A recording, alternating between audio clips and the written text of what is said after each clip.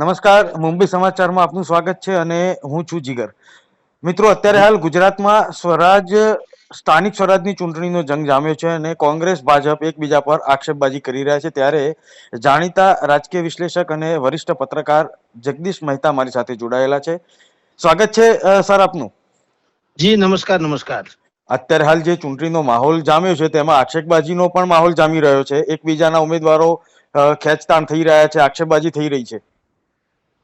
જુઓ જી, જનતા એક તો પેલા એન્ટરટેનમેન્ટ તરીકે આ બધું જોઈ રહી છે. રાજકારણીઓને કોઈ સિરિયસ લેતું નથી અને પક્ષ માટે આ સેમી ફાઇનલ છે, પણ ઉમેદવારો માટે ફાઇનલ છે. આ જે સ્થાનિક સ્વરાજ્યની ચૂંટણી છે એ પક્ષ માટે સેમી ફાઇનલ છે કે ભાઈ 2017માં શું જન્મ થવા જઈ રહ્યો છે એનું આંકલન થઈ શકે. પણ ગમે તે રીતે પણ જેને ટિકિટ મળી ગઈ છે એના માટે આ ફાઇનલ જંગ છે.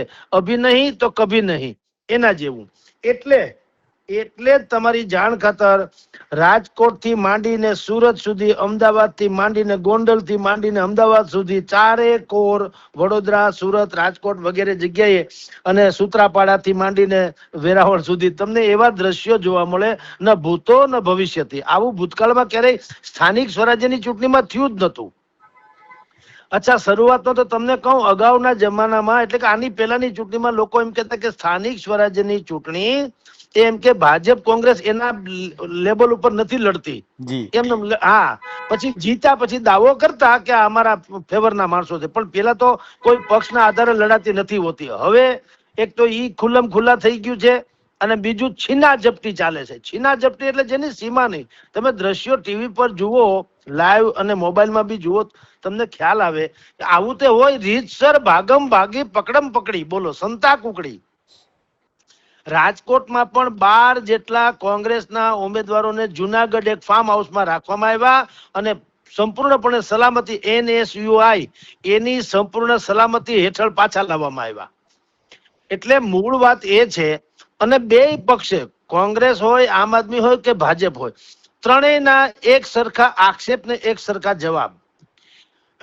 કોંગ્રેસ કે છે કે અને આમ આદમી એની બેની મિલી જુલી વાતો છે કે શાસક પક્ષ સામ દામ દંડ ભેદ અપનાવે છે અને ભારતીય જનતા પાર્ટીનો જવાબ એવો છે કે કોંગ્રેસ પાસે કોઈ ઉમેદવાર નથી અથવા તો વિપક્ષો પાસે કોઈ ઉમેદવાર નથી એટલે બાનાબાજી કરે છે.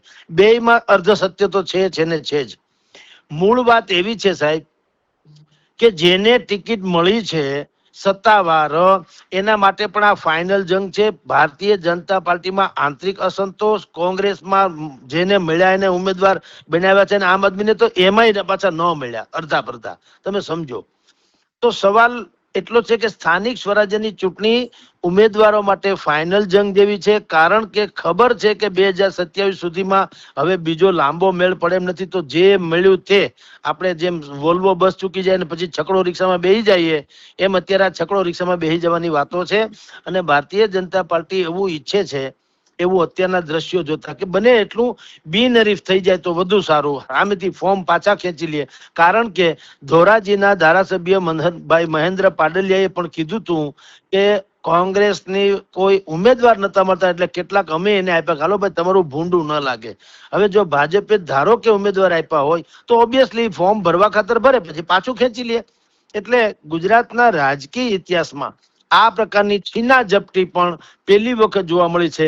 એમાં ત્રણેય પક્ષ એકબીજાને આક્ષેપ કરે છે, પણ એ આક્ષેપમાં તથ્યો જે છે એ બેયના પોતપોતિકા તથ્યો છે. એટલે આમ તમે જો ખરી વાત કહો ને તો ભલે અત્યારે બધા સફાઈ આપતા ફરે, પણ દરેકની પોતાની તો માથાકૂટ છે. જો ખુદ કો આઈના છુપા કર બેઠે હૈ અંધેરો મેં, વહી શહર મેં રોશની કા દાવા કરતે હૈ. પોતે કે છે કે કોંગ્રેસ કે છે અમારા ઉમેદવારોને લલચાવે છે, અમારા ઉમેદવારોને ખરીદવાની કોશિશ કરે છે, અમારા ઉમેદવારોને દબાવે છે.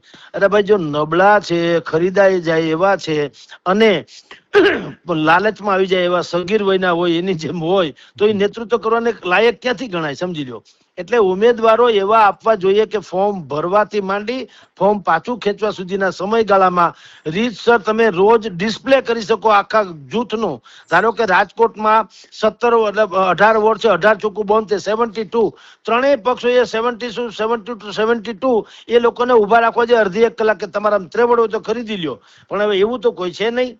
આ દરેકની સ્થિતિ અત્યારે એવી છે કે આપણે કહીએ છીએ ને કે ચહેરો पे नकाब रख कर सच की बात करते हैं, ये वही लोग हैं जो झूठ से सौगात करते हैं. ચાલ્યા કરે છે બધું. જી જી સર, આપે અત્યારે હાલની વાસ્તવિકતા શબ્દ સ્વરૂપે રજૂ કરી તે બદલ હું મુંબઈ સમાચારમાંથી આપનો આભાર માનું છું. જી ધન્યવાદ સર.